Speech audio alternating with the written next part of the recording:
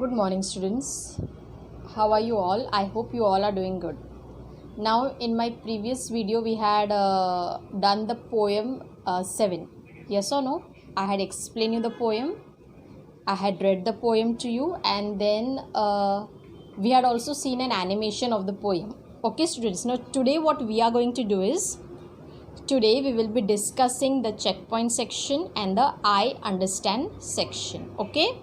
So you have to listen to me carefully and then you have to write those answers in your English notebook. Okay. So let's discuss the exercises of your textbook. Okay, students. So we are doing the second part of the 7th poem. That means we are doing the second video of this poem. Now let's discuss the exercises of the textbook. Okay, students. So yesterday we had done this poem, right? I had explained to you the poem. We had done the word body section also.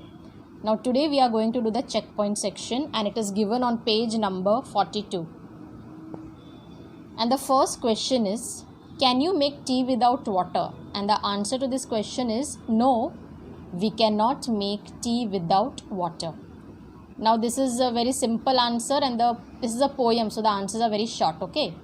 Again I am repeating my answer. No, we cannot make tea without water. Second question, do you and your siblings play with water?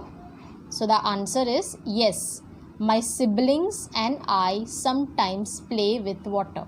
Again I am repeating, yes, my siblings and I sometimes play with water. The third question is, which animals other than fish do you know that live in water? See, you can write the names of any animals. I am giving the names of animals that live in water, but you can write of your choice, okay?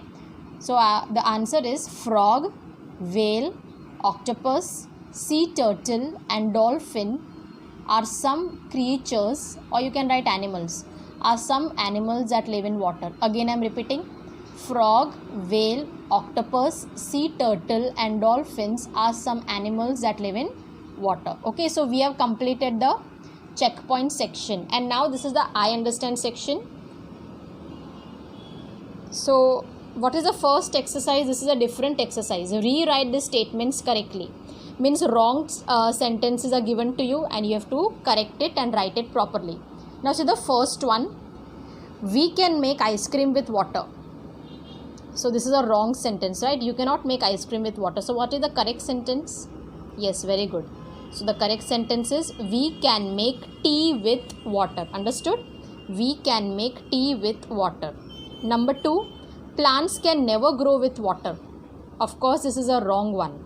So the correct answer is, plants grow with water. Again, I am repeating, plants grow with water. Understood?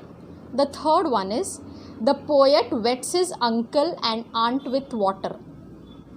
Does he wet his uncle and aunt? No, he does not wet his uncle and aunt. So the correct sentence is, the poet wets his brother with water. Again I am repeating, the poet wets his brother with water. Understood? Now see the next page. Horses swim in water. Is this a correct sentence? No, this is not a correct sentence. So what is the correct sentence? Fish swim in water. Understood? And the last one is, kingfishers are purple and orange. What is the color of the kingfisher? It's a bird. I explained to you yesterday. Yes. It is given in the poem. See. The line over here. Waters for kingfishers red, white and blue. So here you have to write, kingfishers are red, white and blue. Understood? Now the question number B is, answer these questions. These are question answers. Very simple. One line only it will be. So the first one is, how does a poet have fun with water? How does a poet have fun with water? So the answer is, the poet swims in water and has fun wetting his brother and then running away. Again I am repeating, the poet swims in water and has fun wetting his brother and then running away. Number 2, how do the fish swim in water? The answer is, the fish swim fast in water. Again I am repeating, the fish swim fast in water. Number 3, describe the boats that sail in water? So the answer is the boats that sail in water have a tall masts. So you have to tell how the boats are. Yesterday I explained to you, they have a tall mast. What is a mast? Mast is the long rope on which the sail is tied. Okay, that is called a mast. So again I am repeating the answer. The boats that sail in water have a tall mast. And the last question is, does the poet like water? The answer is yes. The poet finds water to be great. Or you can write, yes, the poet likes water very much. So students, I have discussed the checkpoint section and the I understand section.